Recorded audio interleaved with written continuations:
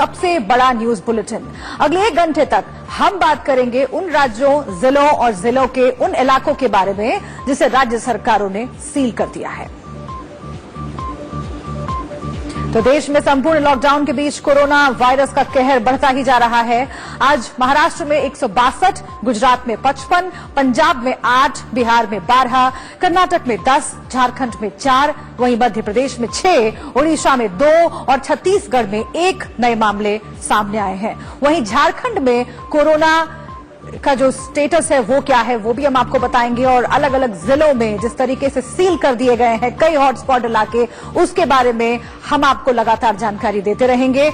किस इलाके में कितने मामले सामने आए हैं ये हमने आपको बताया और ग्राफिक्स के जरिए भी लगातार आपके सामने रख रहे हैं। गुजरात में 55, पंजाब में 8, बिहार में 12, इसके साथ ही उड़ीसा में 2, छत्तीसगढ़ में 1 नए मामले सामने आए हैं। झारखंड में पहली मौत कोरोना से हुई है। केंद्रीय स्वास्थ्य और परिवार कल्याण मंत्रालय की ओर से जारी आंकड़ों के मुताबिक पिछले 24 घंटे में कोरोना के 540 नए मामले आए हैं और 17 लोगों की मौत हुई है। इसी के साथ देश भर में कोरोना पॉजिटिव मामलों की कुल संख्या 5,734 हो गई है। इसमें 5,095 सक्रिय हैं, 473 लोग स्वस्थ हो गए हैं या उन्हें अस्पताल से छुट्टी दे दी गई है और 166 लोगों की मौत इसमें हुई है। इसी के साथ 3 राज्य की सरकारों ने अपने अपने राज्य के हॉटस्पॉट सेंटर्स को सील कर दिया है। यूपी, दिल्ली और एमपी राज्यों में कुल मिलाकर 37 जिलों के हॉटस्पॉट इलाके सील कर दिए गए हैं। वहीं दूसरी ओर महाराष्ट्र सरकार ने अपने राज्य में बढ़ते कोरोना के मामलों को देखते हुए वर्ली के एक एनएससीआई स्टेडियम में 1000 के बेड वाला क्वारंटीन सेंटर भी तैयार करवाया है, जो कोरोना की जंग में सबसे अहम भूमिका अदा करेगा। अब तक 473 पीपल रिकवर होकर हॉस्पिटल से डिस्चार्ज हो चुके हैं। टोटल कंफर्म संख्या अगर हम देखें तो देश में 5,734 कंफर्म केसेज आए हैं एंड लास्ट डे से अब तक 540 नए केसेज रिपोर्ट हुए हैं। टोटल 166 डेथ रिपोर्ट हुई हैं, जिसमें से 17 death since 1 day since yesterday. वहीं लव अग्रवाल ने यह भी बताया कि कोरोना की जंग से लड़ने के लिए भारी संख्या में पीपीई किट और मास्क तैयार किए जा रहे हैं। सुनिए। अब सप्लाई आनी शुरू हो गई है, जैसे कि उसमें ग्रुप में भी डिस्कशन हुआ।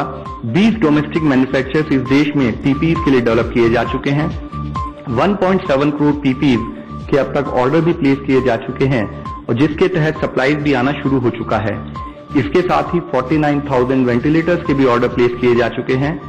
साथ ही इन टर्म्स ऑफ लैब हमारी स्ट्रैटेजी क्या हो उसके ऊपर भी डिटेल डिस्कशन हुआ, जिसके तहत कि हम हॉटस्पॉट या जो हमारे क्लस्टर्स वाले एरिया में है वहां पर हम लैब सैंपल्स को कैसे बढ़ाएं उसके बारे में भी डिटेल डिस्कशन हुआ। यूपी के 15 जिलों में अलग अलग हॉटस्पॉट इलाकों को सील किया गया है, जिसमें राजधानी लखनऊ में 12 हॉटस्पॉट इलाकों को सील किया गया है। इसमें फूलबाग इलाका भी शामिल है। सील होने के बाद फूलबाग इलाके का क्या हाल है ये बता रहे हैं हमारे संवाददाता विजय मिश्रा।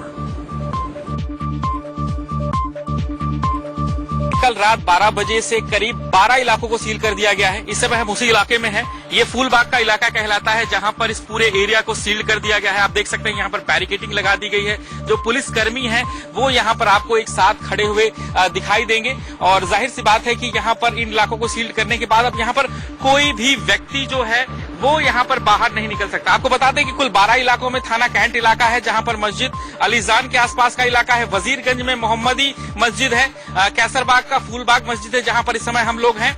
इसके अलावा शहादतगंज के मोहम्मदिया मस्जिद है, जहां पर पूरी तरह से लॉकडाउन किया गया है। ताल कटोरा का पीर बख्शा मस्जिद है और हसनगंज के त्रिवेणी नगर की खजूर वाली गली के पास जो मस्जिद है उसे यहाँ पर पूरी तरह से सील्ड किया गया है। साथ ही साथ गुडम्बा के रजौली मस्जिद को पूरी तरह से सील्ड किया गया है और इसके अलावा विजय खंड, गोमती नगर के आंशिक क्षेत्र, इंदिरा नगर और खुर्रम नगर और साथ ही साथ आईटीएम पावर हाउस के आसपास के इलाके जो हैं वो पूरी तरह से सील्ड कर दिए गए हैं। अब यहाँ पर अगले 14 तारीख तक कोई भी व्यक्ति कहीं से भी न तो अंदर आ सकता है न ही बाहर जा सकता है, यानी इस पूरे इलाके को सील्ड रखा गया। आप देख सकते हैं यहाँ पर सारे पुलिसकर्मी एक साथ यहाँ पर नजर आ रहे हैं। कल रात 12 बजे से इसको पूरी तरह से बंद रख दिया गया। जी सर, बंद किया गया। कोई निकल नहीं रहा है? कोई नहीं निकल रहा, न कोई आ रहा न कोई जा रहा। कुछ जरूरी वस्तु अगर है तो कोई आके बताता है कैसे क्या यहाँ पे है? वैसे तो अभी कोई बात नहीं है। अभी कोई बात नहीं, यानी पूरी तरह से इसको ब्लॉक कर दिया गया। ब्लॉक कर दिया गया। चलिए ठीक है, आप देख सकते हैं 12 बजे से ये पूरी तरह से सील्ड है। अब जाहिर है कि यहाँ पर कुछ संख्याएं ज्यादा मिली थी और इस बात को लेकर के उत्तर प्रदेश सरकार ने करीब ये निर्णय लिया है, जिसमें राजधानी लखनऊ के 12 स्थानों को सील किया गया था। उसमें एक स्थान है ये जहां पर अब कोई या तो ना तो आ सकता है और न ही अब कोई जा सकता है। कैप्टन हरिओम के साथ विजय मिश्रा, इंडिया न्यूज, लखनऊ। तो यूपी में सील 15 जिलों में गाजियाबाद भी शामिल है, जिसके 13 हॉटस्पॉट इलाके सील हैं। इसमें ऑक्सी होम सोसाइटी शामिल है और यहां पर सील का कितना असर दिख रहा है, ये बता रहे हैं हमारे संवाददाता जतिन गोस्वामी। सोसाइटी के बाहर मौजूद हूं, तस्वीरें सीधे देखिए, यहाँ पर तमाम पुलिस आपको नजर आएगी और ऑक्सी होम सोसाइटी भी उन्हीं 13 हॉटस्पॉट वाली जगहों में से एक है जिन्हें हॉटस्पॉट का दर्जा दिया गया है, यानी ये जगह पूरी तरह से सील है। सोसाइटी में जो भी लोग हैं उनके घरों में जरूरी सामान की डिलीवरी पूरी तरह से घर पर ही होगी। होम डिलीवरी सुनिश्चित कराई गई है, 100% होम डिलीवरी। और यहाँ आप देख सकते हैं कि पुलिस तैनात है और जो क्राइम सीन पर टेप होती है वो टेपिंग यहाँ पर पीछे की तरफ की गई है, यानी कि ना तो कोई अंदर जा सकता है ना ही कोई बाहर आ सकता है। पुलिस, स्वास्थ्य विभाग से जुड़े लोग और सफाई कर्मी, ये 3 यहाँ पर रहेंगे। इसके अलावा और कोई ना तो आ सकता है ना ही जा सकता है, जैसा कि हमने कहा। इस सीलिंग का और क्या चीजें हैं वो आपको बता देते हैं समझाते हुए। इधर देखिए, ये मार्केट है, यहाँ पर एक दवाइयों की दुकान आपको नजर आएगी और एक डिपार्टमेंटल स्टोर आपको नजर आएगा, वो भी आज बंद है। ये सीलिंग का असर है, लेकिन इसका मतलब ये नहीं है कि आपको दवाइयां नहीं मिलेंगी या आपको जो किराना का सामान है वो नहीं मिलेगा, वो जरूर मिलेगा। फर्क सिर्फ इतना है कि वो अब दुकान से आपको नहीं खरीदना है, आपके घर पर ही मुहैया होगा। अगर किसी को कोई जरूरत है तो वो गार्ड रूम में फोन करेगा, यहाँ गार्ड रूम में फोन किया जाएगा और यहाँ से होम डिलीवरी सुनिश्चित कराई जाएगी। इसके अलावा अगर कोई मेडिकल इमरजेंसी है तो वो भी आपको मुहैया कराई जाएगी पुलिस की निगरानी में। ये देखिए, मैं टेपिंग का जिक्र यहाँ कर रहा था, ये वो क्राइम सीन वाली टेपिंग है जो यहाँ पर है, पूरी तरह से सील है। इधर एक बार मैं आपको दिखा देता हूँ, ये जो नोटिस है जिलाधिकारी की तरफ से यहाँ चस्पा करवाया गया है। और ये बता दें कि 13 मजिस्ट्रेटों की तैनाती इन तमाम हॉटस्पॉट्स पर की गई है, क्योंकि ये 13 हॉटस्पॉट्स चिन्हित किए गए हैं। इनको चिन्हित करने का मकसद यही है कि ये जो तमाम क्षेत्र हैं कोरोना वायरस संभावित क्षेत्र हैं, 13 हैं ये, जिनमें या तो कोई कोरोना का पॉजिटिव मरीज पाया गया या फिर कोई संभावित मरीज पाया गया जिसमें ऐसे लक्षण पाए गए।